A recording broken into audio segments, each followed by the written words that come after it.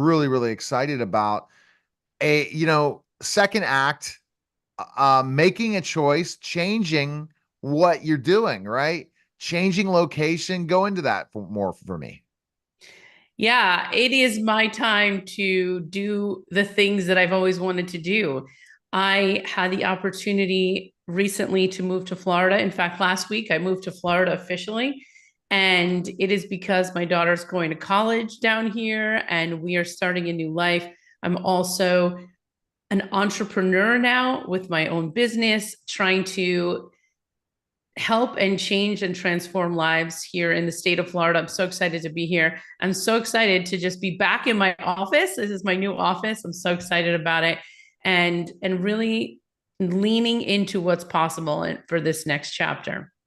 No, no doubt. And you think about it, once you feel comfortable in where you're going next, like you're seeing your transition in your life and you're not trying to help people, you're making so many differences, and so many people that are afraid to get on camera, afraid to go speak on stage. That's the key thing. There's so many people that go take courses, they go are told you got to have a power of a brand. They're told, yeah, go ahead. This is it. You know what? You start shooting reels and shorts. You get the Gary V advice or you get other people's advice. You got to create content, but they don't show how to create content. They don't show how to present themselves on camera. They don't go out and speak, but they don't teach you how to speak. Part of what you do as a coach is you really prepare them for those areas, kind of explain more to that. Yeah, the program is called Before I Speak, and it really is about the preparation before so that you're always ready for that next opportunity. It's my goal to help people always say yes to opportunities. And in order to do that, we need to be ready for that moment of time when we get that phone call. And so we prepare in different ways. First thing we prepare is what do we want the audience to experience when they're with us? Last night we had group coaching. Every Monday night we do group coaching, 7 p.m. But last night we really leaned into the audience outcomes. What will the audience learn? How will the audience feel? And what will the audience do differently as a result of the time that they have with you? It's super important to begin with the end in mind. I'm always talking about Stephen Covey, the 7 habits of highly successful people. Habit number 2, beginning with the end in mind. We want to start to develop things beginning with the end in mind and really leaning into the audience outcomes, because it's that outcome that we're teaching to and that we're building our presentations to. You know, I have most of my experience on stage on a virtual clubhouse for years back in the day, spending 17 hours, leading rooms for 7, 8 hours. And what I always had was the end in mind. And I wanted people to contact me after. I never did anything on stage. I never sold on stage. My goal was to provide value and then people will reach out to me. And it always happened. I kind of even remember the example, and I have to go back and still do interviews where I was on stage with you on Clubhouse and people reached out to me again, wanting to talk to me. And I wasn't really in that mode, but you have to have that in mind. A lot of times people speak about things, they create content that makes absolutely no sense that's going to move the needle.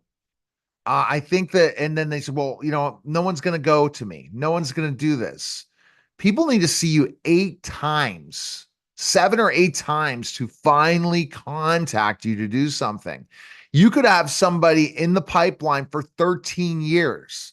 I've had people for 13 years. I had you and working with you now after it's been 2 years, 3 years since the last time we talked. So people have to understand it. This doesn't happen overnight. So the importance of having your plan in place, what you truly are passionate about, how you help people, and be able to exhibit that instead of having all this junk on social media or when you're on stage talking about a topic to the wrong subject. That's why you need to hire someone like you. Yeah. And people need to be held accountable because the discipline of sales, marketing, getting people to know, like, and trust you is not the discipline that most people go into business for. They go into business to do something that they're very passionate about doing, that they really know how to do. But a lot of times it is not the the client acquisition part of it. And as an entrepreneur, as someone who's transitioning into entrepreneurship, they need to realize that there needs to be a constant flow of leads coming in, of people to speak to. And that is not an easy task. But the way to do it for sure is to get your voice out there, to get your face out there so people begin to know who you are. If they don't know who you are, you're not getting leads and you're just kind of sitting there wondering why your business is not working. My mentor told me about the important thing is once you start building that business and you're looking at keeping people for a lifetime, it's hard in coaching to do that, but you want to be bringing in 3 times the amount of clients as one as to one that you're losing. So it's so important to constantly always be bringing in new leads, bringing in new conversations. If you're not having conversations with people, but I think a lot of times people think they're just going to come. So that's why content marketing is important. Yeah. That's why speaking on stage is important. That's why presenting yourself professionally is important because you never know when that opportunity is going to come. Yeah. I was just listening to an ad. I'm constantly getting ads on Facebook, but the statistic was that 19 out of 20 coaches will fail in their business. And that's a lot. So that's 1 out of 20 individuals that will succeed. And so, how do you do that? You need to have the consistent flow and understand where your leads are coming from.